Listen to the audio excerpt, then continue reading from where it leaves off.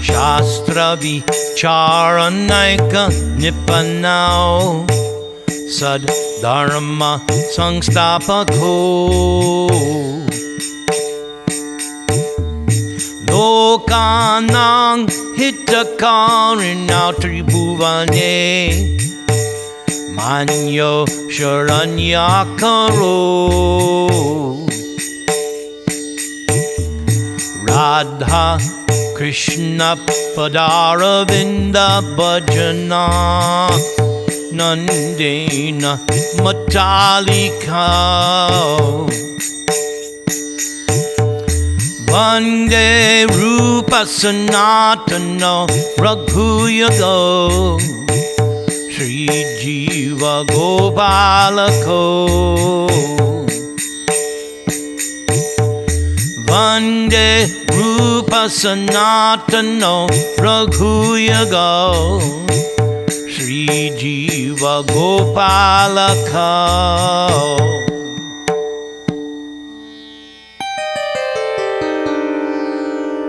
I offer my respectful obeisances unto the six Goswamis, namely Sri Sanatan Goswami, Sri Rupa Goswami, Sri Raghunath Bhatta Goswami, Sri Raghunath Das Goswami, Sri Jiva Goswami, and Sri Gopal Bhatta Goswami.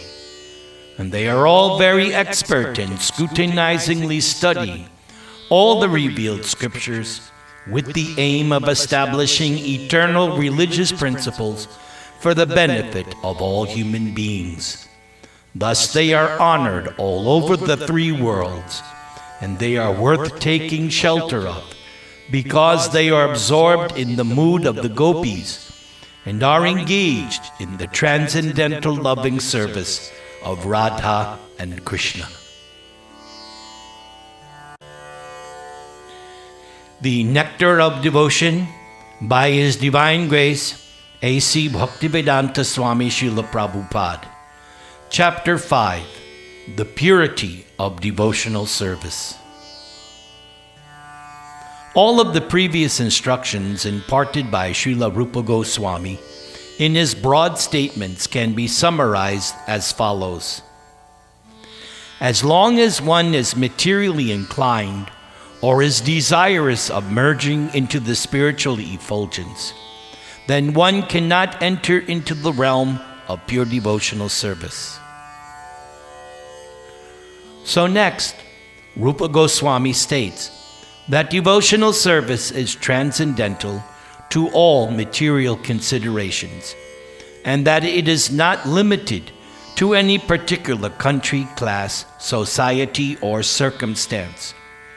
As it is stated in Srimad Bhagavatam, devotional service is transcendental and has no cause.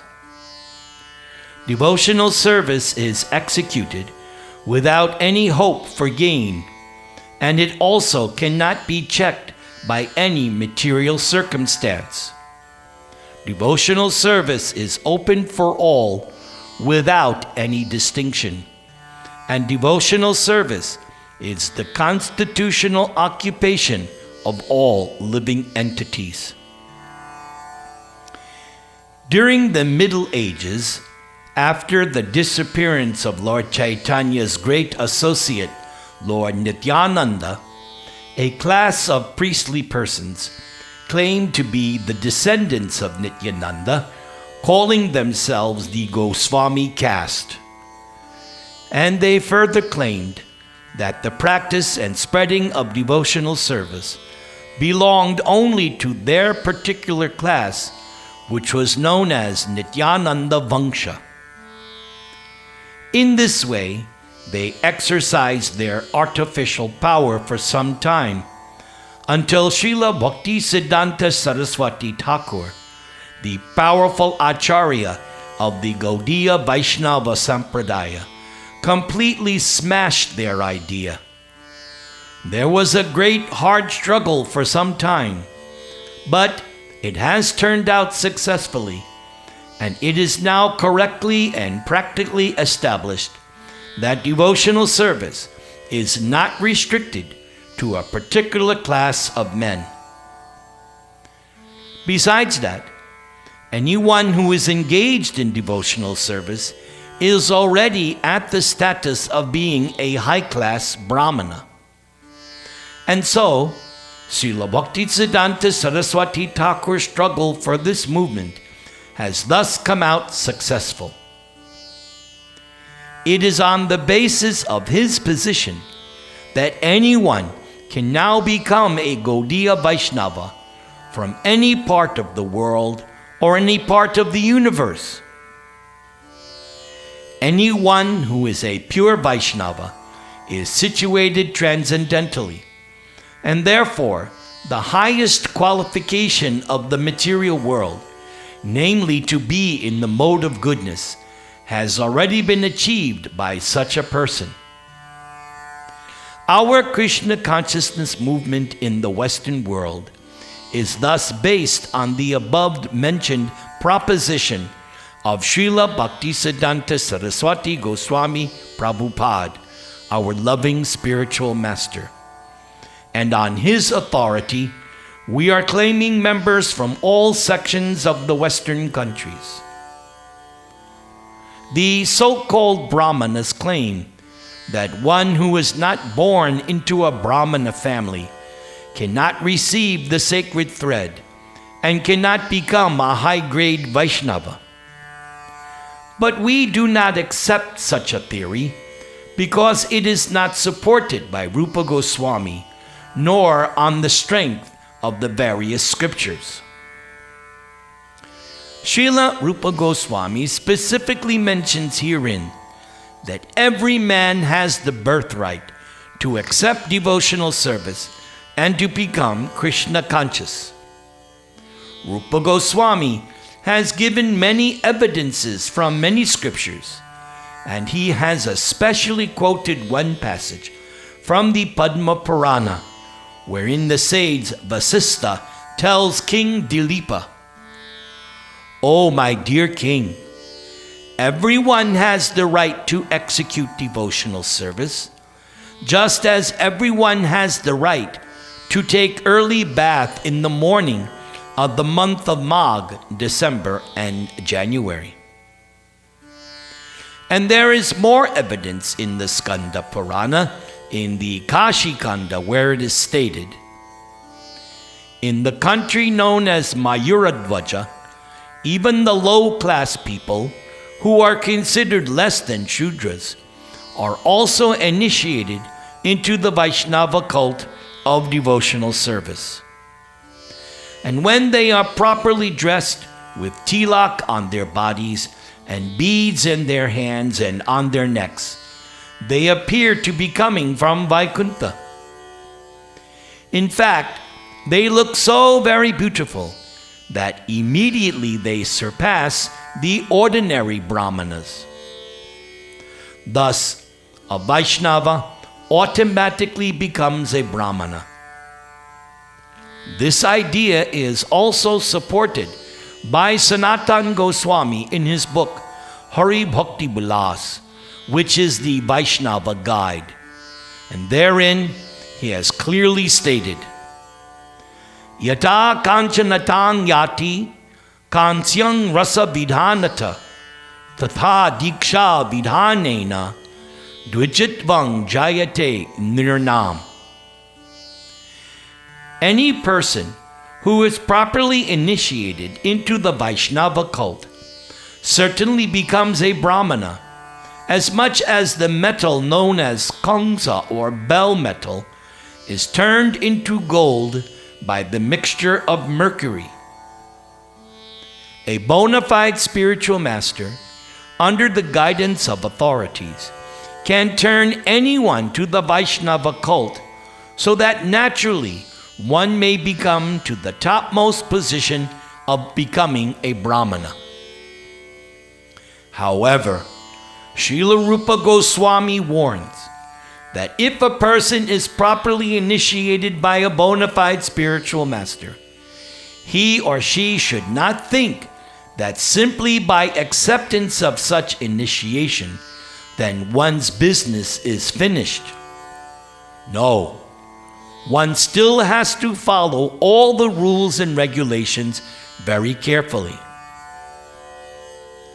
If after accepting the spiritual master and being initiated, one does not follow the rules and regulations of devotional service, then he or she is once again fallen. So one must be very vigilant to remember that he or she is part and parcel of the transcendental body of Krishna, and that it is one's duty as part and parcel to give service to the whole, namely Krishna. If we do not render service to Krishna, then we once again fall down. In other words, simply becoming initiated does not elevate one to the position of a high-class brahmana. One also has to discharge the duties and follow the regulative principles very rigidly.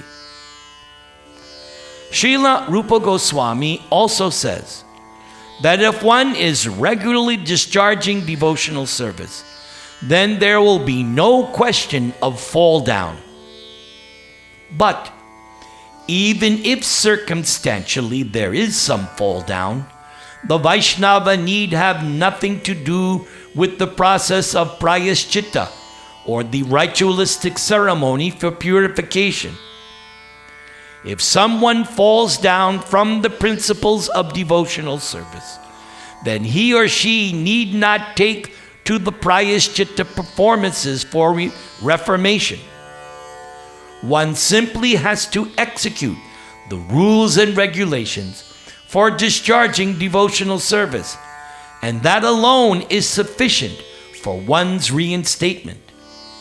This is the mystery of the Vaishnava or devotional cult.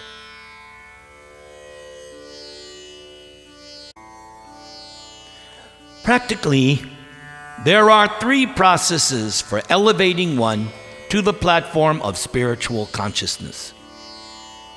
These processes are called karma, jnana, and bhakti. Ritualistic performances are in the field of karma. The speculative process is in the field of jnana. And one who has taken to bhakti, the devotional service of the Lord, need have nothing to do with such karma or jnana.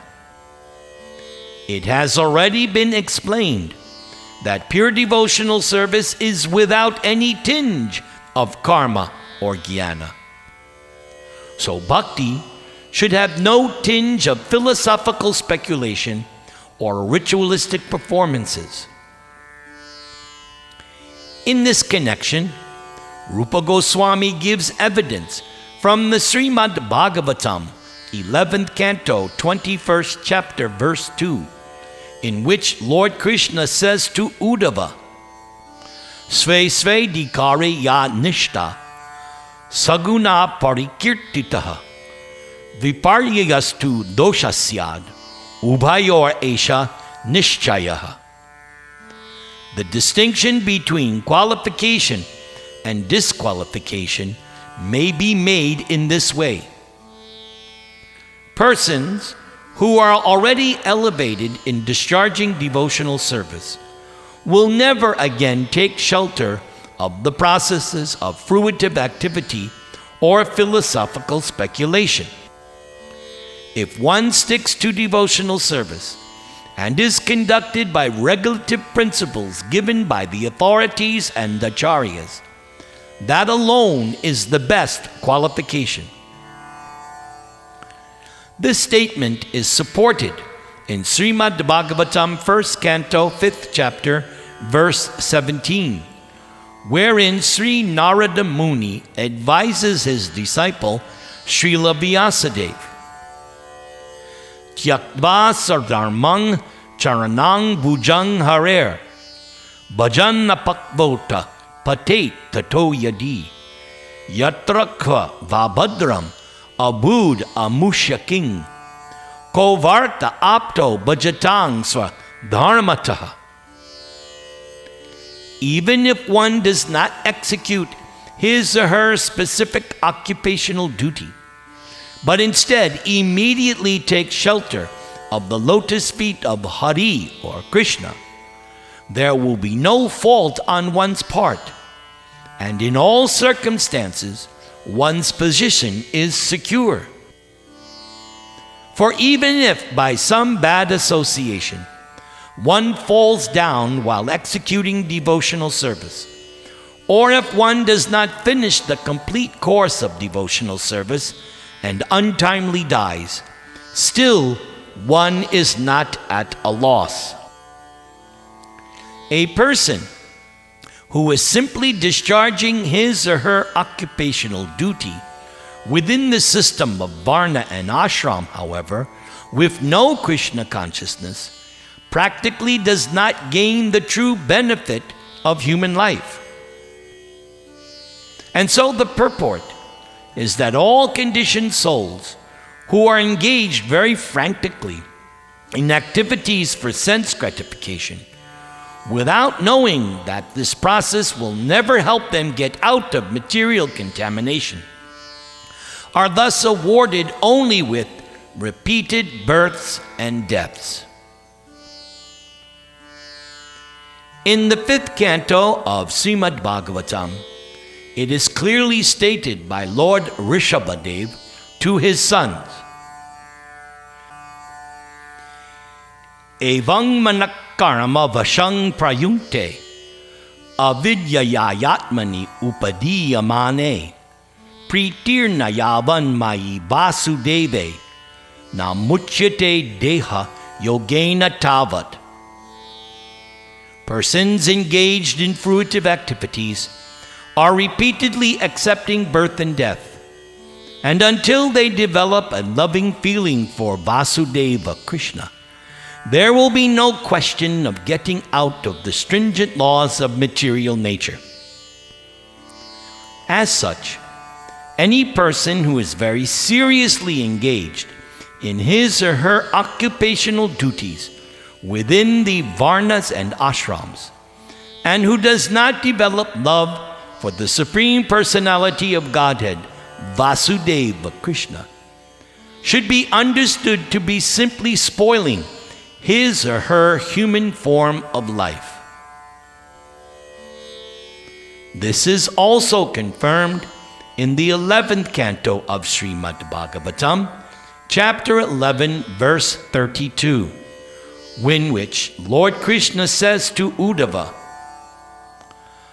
Agyayaivam gunan doshan mayadishtan api swakan dharaman sanyajya yak sarvan mang bhajeta sa sattama. O my dear Uddhava, any person who takes shelter of me in complete surrender and thus follows my instructions, giving up all occupational duties, is to be considered the first-class man.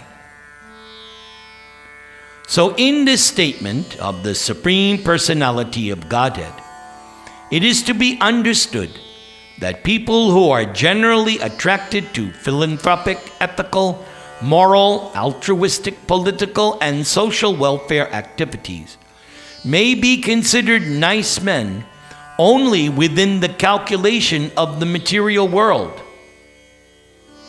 But from Srimad Bhagavatam and other authentic Vedic scriptures, we further learn that if a person simply acts in Krishna consciousness and discharges devotional service, then he or she is considered to be far, far better situated than all those other persons engaged in philanthropic, ethical, moral, altruistic, and social welfare activities.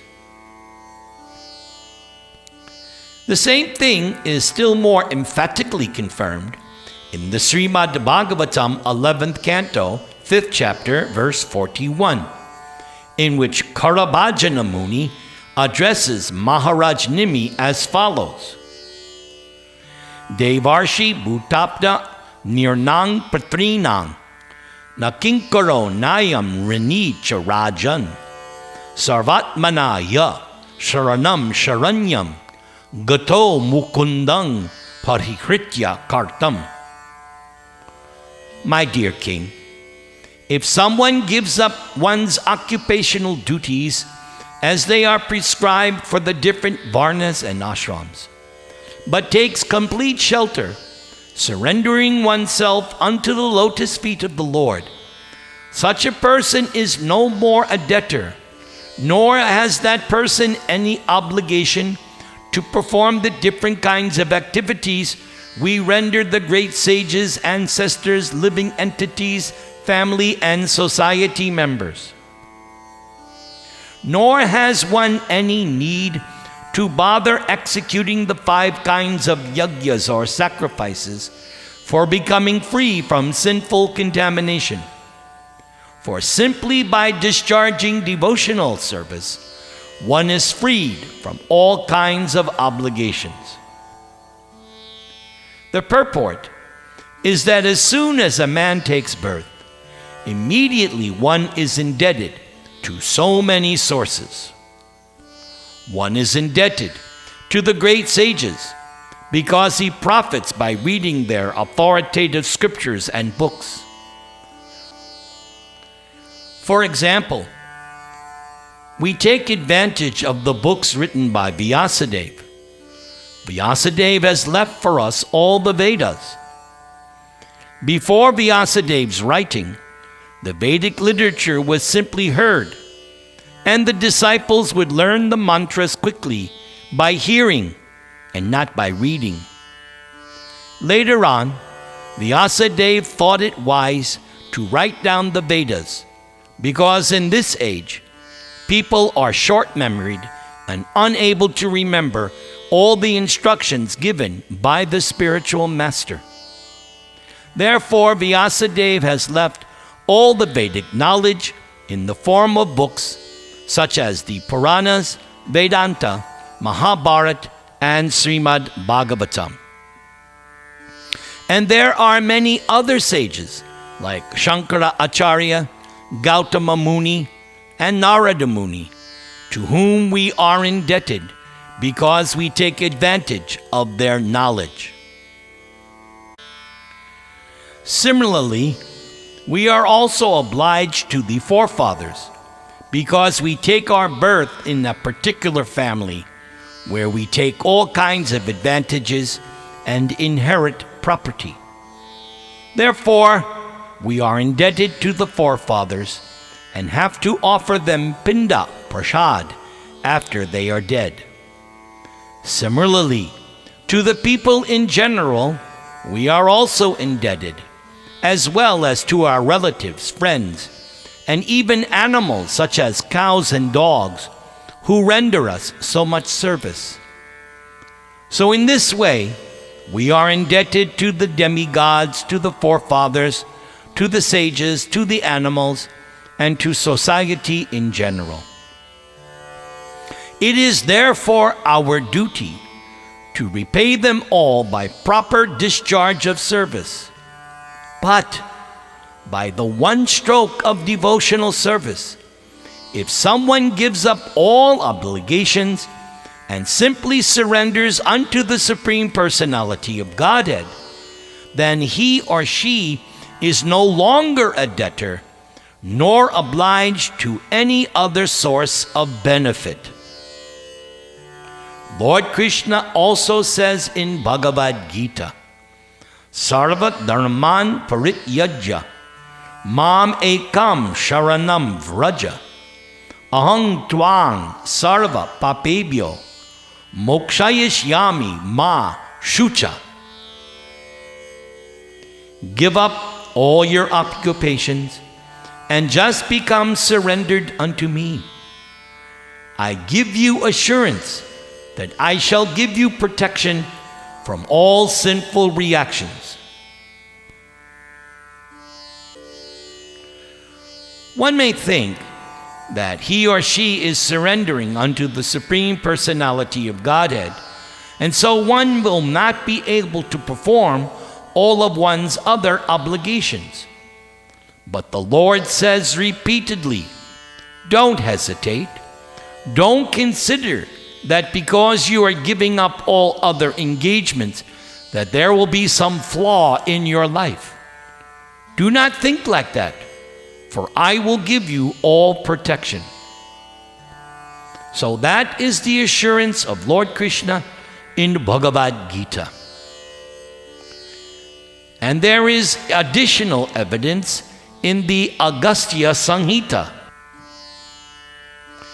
As the regulative principles of Scripture are not required by a liberated person, so the ritualistic principles indicated in the Vedic supplements are also not required for a person duly engaged in the service of Lord Ramachandra. In other words, the devotees of Lord Ramachandra or Krishna are already liberated persons and are not required to follow all the regulative principles mentioned in the ritualistic portions of the Vedic literature. Similarly, in the 11th canto of Srimad Bhagavatam, 5th chapter, verse 42, Karabhajana Muni addresses King Nimi. Swapada mulang bhajatak priyasya, tyaktanya bhavasya hari paresha, vikarma yachchotpatitang katanchid, dunoti sarvang hridi sannivishta. My dear king, a person who has given up the worship of demigods, but who has completely concentrated one's energy in the devotional service of the Supreme Personality of Godhead, has become very, very dear to the Lord. As such, if by chance or by mistake he or she does something which is forbidden, there is no need for one to perform any purificatory ceremonies. Why? Because the Lord is situated within his or her heart. And so Krishna takes compassion for the devotee's accidental mistake and corrects him or her from within. And it is also confirmed in Bhagavad Gita in many places that the Supreme Personality of Godhead, Krishna, takes a special interest in his devotees and emphatically declares that nothing can cause his devotees to fall down because Krishna is always protecting them. Kaunteya pratijanihi na me bhakta pranasyati.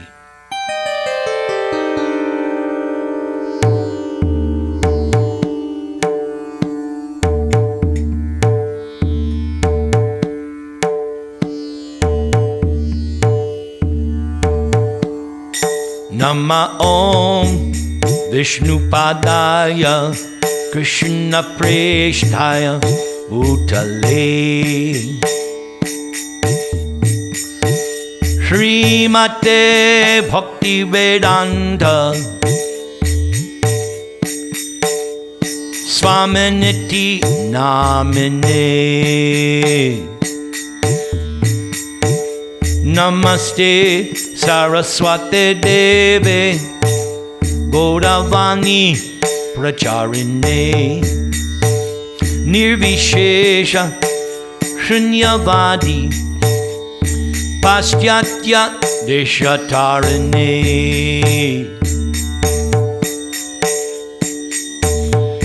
Jai Jai Sri Chaitanya Jaya Nityananda Jaya Dvaita Chandra Jaya Gaura Bhakta Vrinda. Jaya Jaya Sri Chaitanya Jaya Nityananda Jaya Dvaita Chandra Jaya Gaura Bhakta Vrinda. Jaya Jaya Sri Chaitanya Jaya Nityananda Jaya Dvaita Chandra Jaya Gaura Bhakta Vrinda. Jaya Dvaita Chandra, Jaya Gaura Bhakta Vrinda. Jaya Dvaita Chandra, Jaya Gaura Bhakta Vrinda.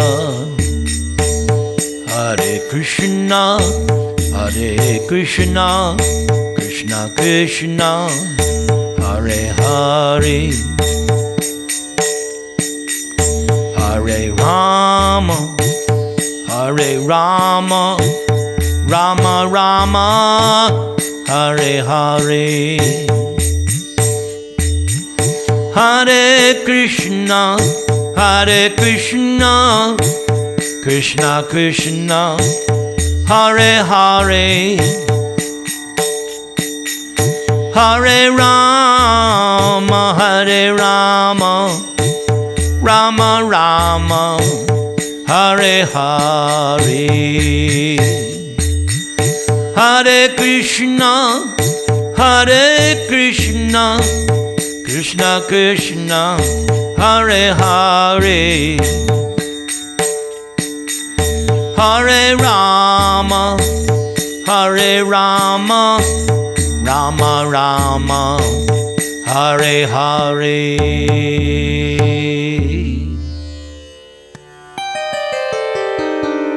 All glories to the ISKCON founder Acharya, our ever-loving well-wisher, A.C. Bhaktivedanta Swami, Srila Prabhupada.